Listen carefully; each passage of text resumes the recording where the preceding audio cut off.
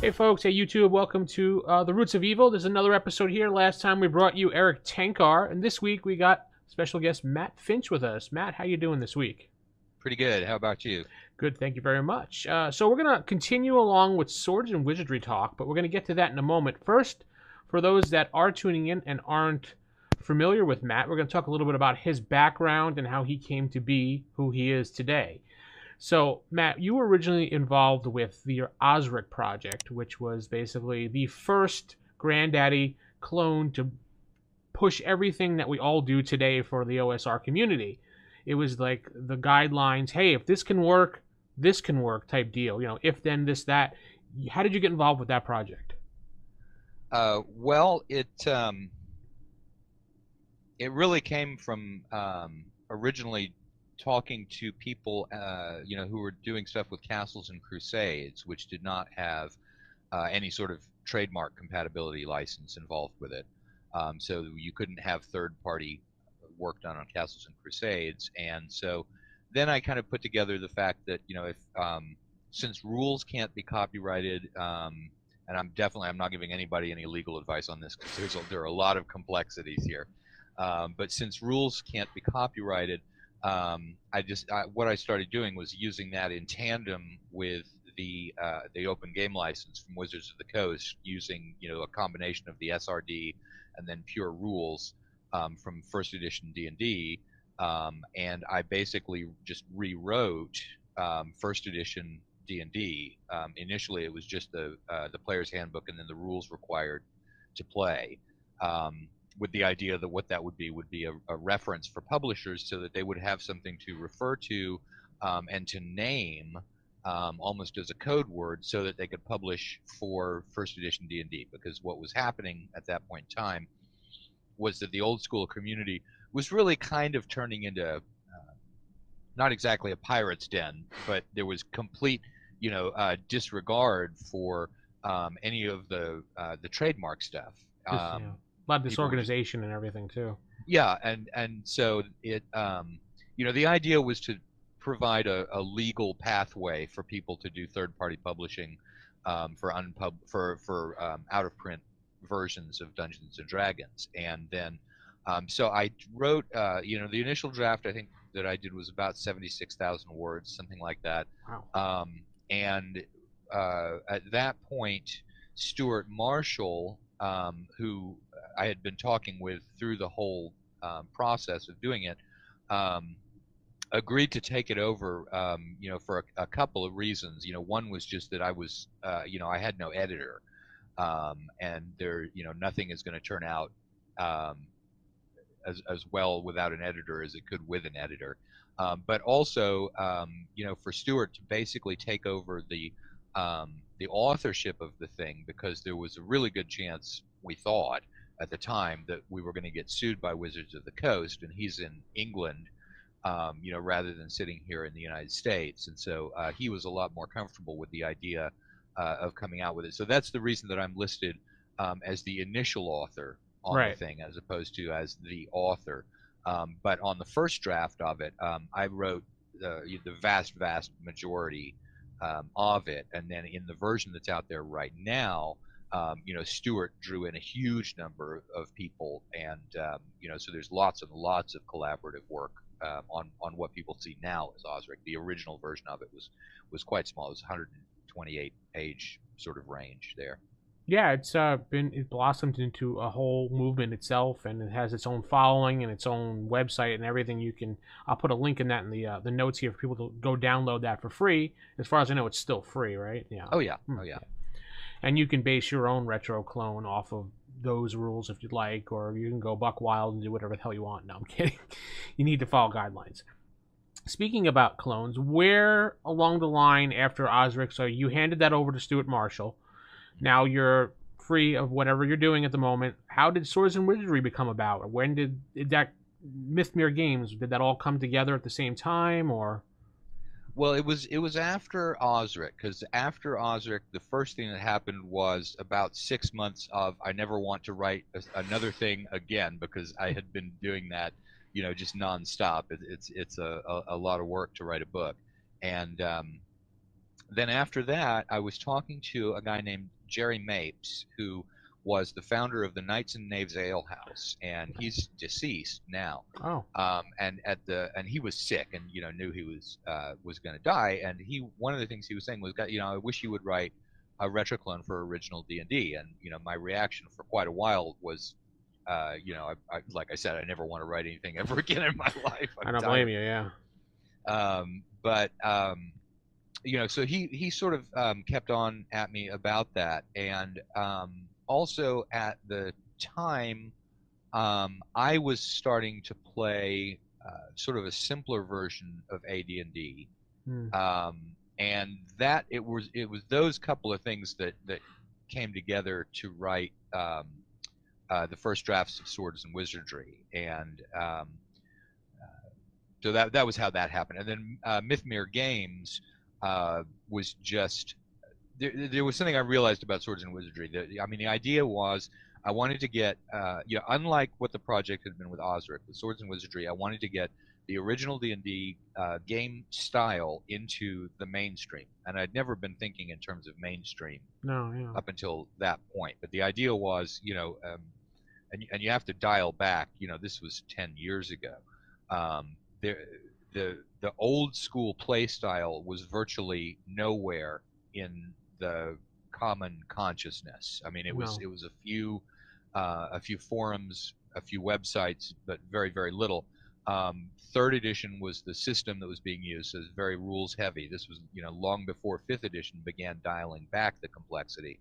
And so the idea was, let me try and get the OD&D style system into the mainstream. And so that necessitated having something that at least felt like a publishing company to people, because people like to participate, in a community, and without providing some sort of community for a game, it's always going to be more of a publisher resource on a retroclone. And so I wanted to provide that that company for it, and so wrote various other resources for the game at a very, very low cost, so that people would because that was kind of the gateway to it. A lot of times people will see a paid product and be like, okay, well, if someone's charging money for it, it's worth something, so I'll go ahead and buy it.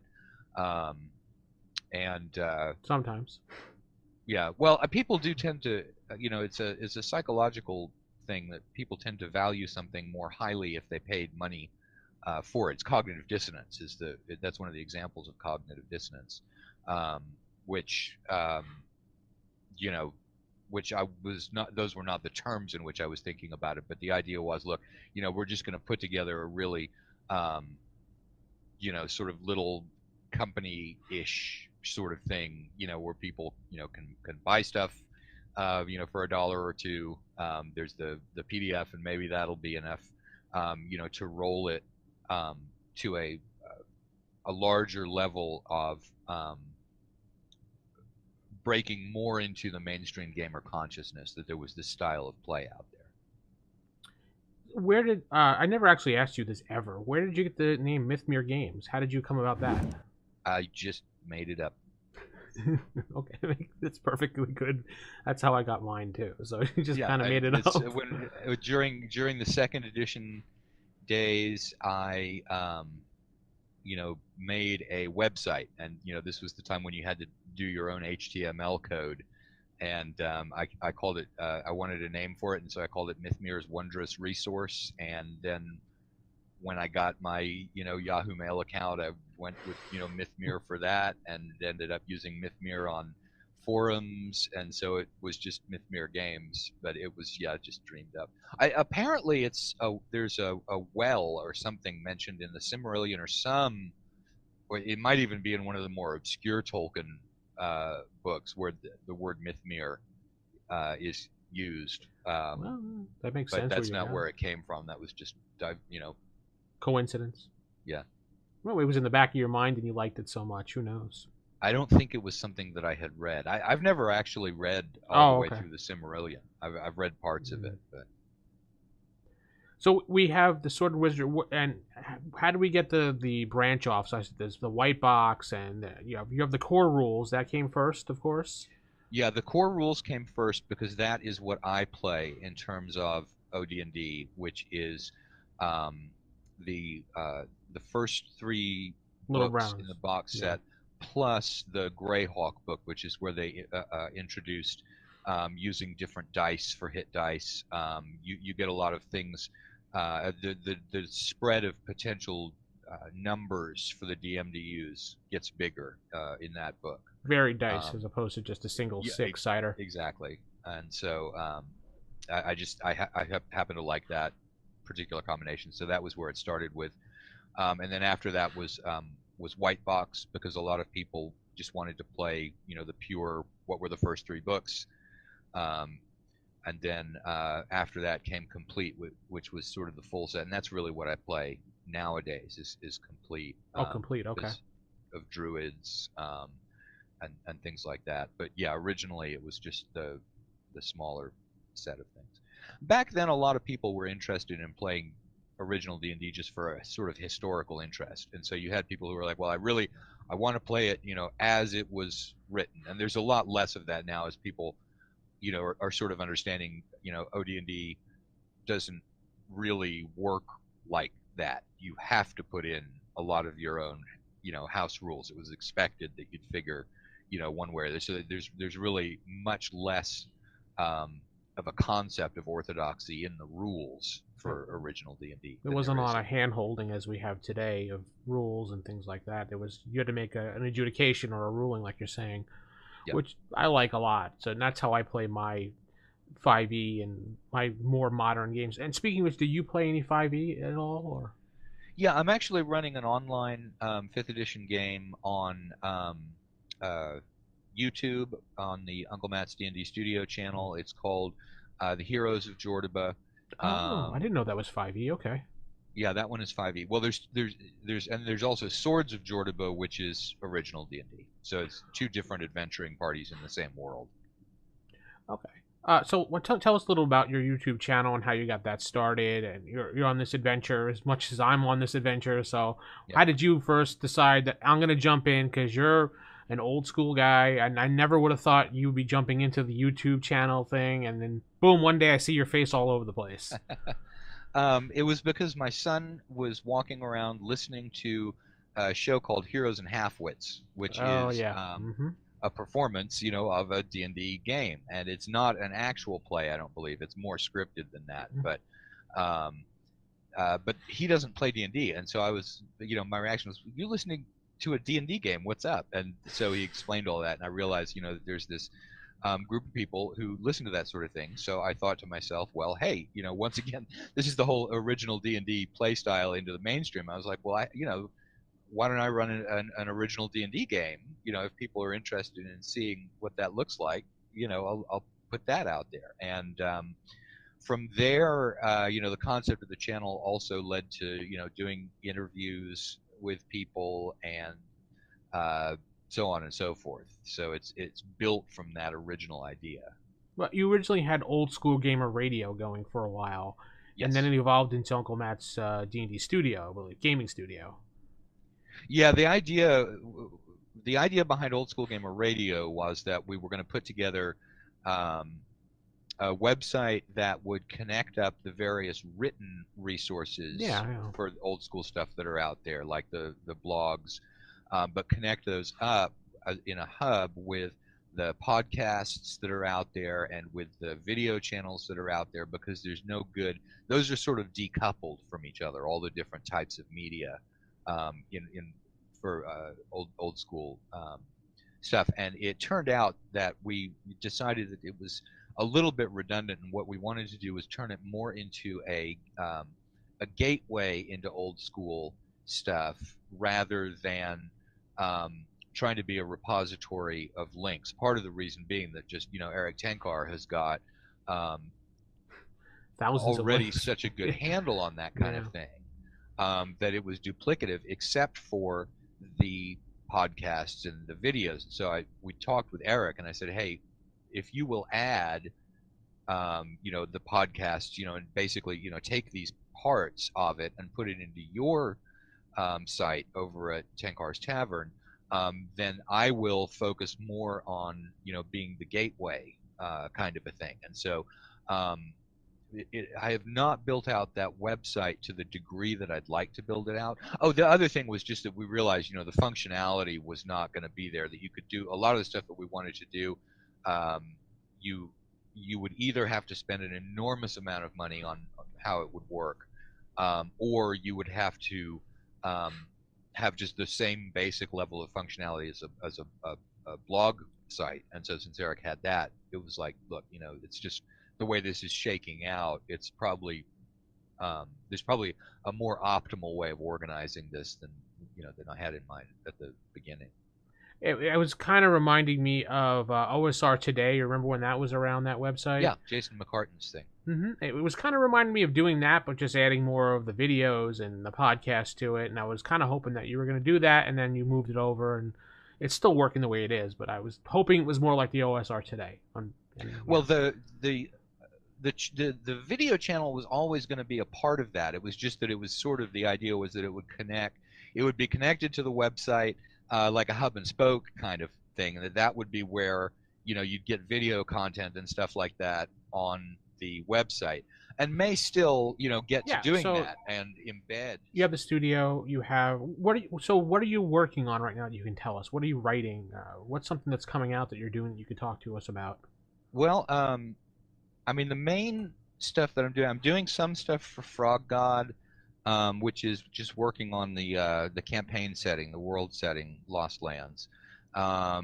Mainly what I'm working on in terms of my own stuff is I'm going to come out with, so I've got the World of Jordiba, which is the campaign world that I'm running, in my game, right?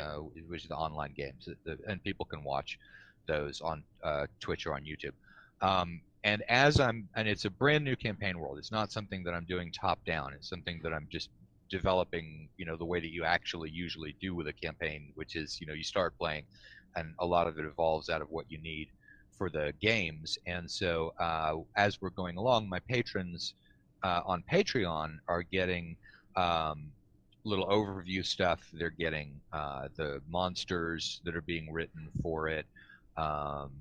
Things like that. So really, I'm sort of working on just getting cool stuff out to the patrons on Patreon and I am also putting them on RPG Now, because that's the easiest way to distribute something to patrons on a Patreon, is just to take them when you've got them in tiers and email a complimentary copy link to all of them. So it all goes up on YouTube, on RPG Now as well.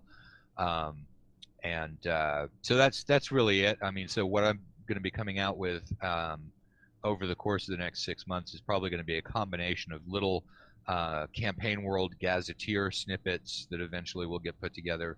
I'll be coming out with a series with a whole bunch of little monster books, 3 monsters at a time, and with the occasional adventure. Some of the fun stuff, for example, that I've done, I mean, a lot of it's just quirky. I mean, I wanted to get to doing stuff that was more, real gaming stuff rather than the polished, kind of thing that comes from a publisher. And so, the cover of the monster books, it's actually a screenshot from a game, and so you've got, it's a couple of Reaper minis, and there's terrain, and so it's kind of like looking at the old Warhammer books where they used photographs of the minis,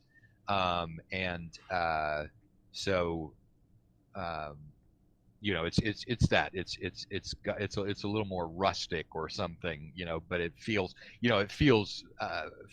It feels like it's built for gaming, more than it's built for the appreciation of the fantasy that drives the gaming. It's one meta level down. Here's what it looks like when it's when the rubber actually hits the road. It's not quite as perfect usually. This is that DIY, DM, old school feel of friends exchanging information back and forth. Of hey, look what I did, and then the copier today at school, and type. Yeah, I think so. It's definitely, you know, I do my best on the quality of it. But oh, speaking of quality, I just realized I didn't turn on the studio lighting here. I can actually make myself not look like a shadowed evil baseball cap evil person. Actually, you were quite fine. Okay. Yeah, you were fine. All right, cool. So you told us that. Well, I think we pretty much said it all here today. Is any last words you have for people out there? Nope, but I've, you know, got my motto that I say to everybody at the end of a show, which is no matter what kind of Dungeons and Dragons it is that you play, imagine the hell out of it. Oh, there we go. All right, folks, don't forget to hit like, comment, and subscribe to the channel. And you can hit up Matt on his channel. I'll throw a link down in the comments, and you can subscribe to his channel and watch all his wonderful videos and interviews of people in the OSR community and more. So have a good night, everybody.